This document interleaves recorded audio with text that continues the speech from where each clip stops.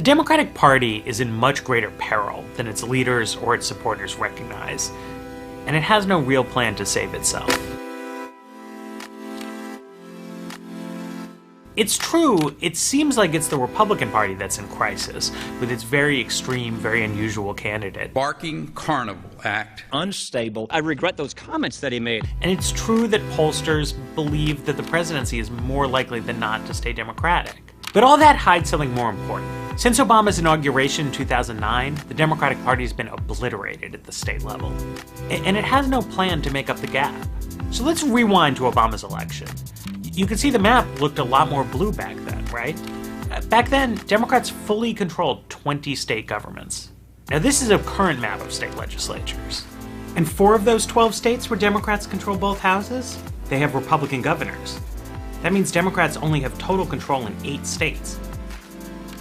For the 23 states with Republican control, that's been a huge, unprecedented wave of restrictions on abortion, the spread of anti-union right-to-work laws into once union-friendly territory, redrawing of districts, making it tougher to vote, tilting the electorate on balance, richer, whiter, older, and large-scale layoffs of teachers and other public sector workers who are likely to support Democrats.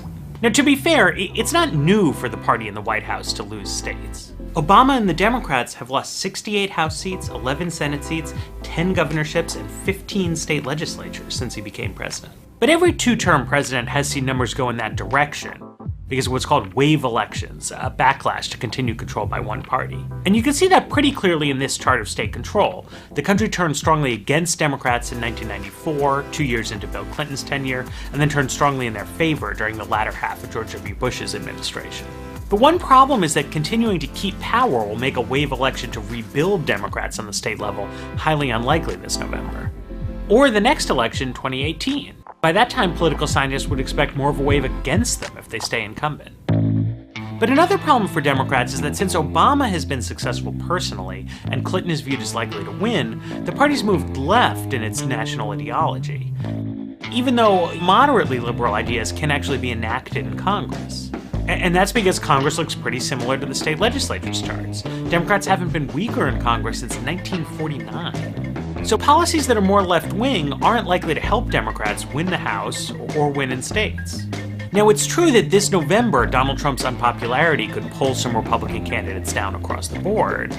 But Democrats counting on that to rebuild the party need to consider that the vast majority of governors and other statewide elected officials won't even be on the ballot until 2018. Democrats are notoriously bad at getting their base to turn out for midterm elections.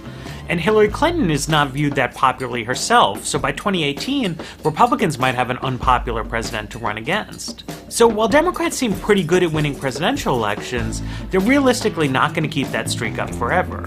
When they do lose the presidency, Democrats are going to find that unlike Republicans, they have almost nothing to fall back on.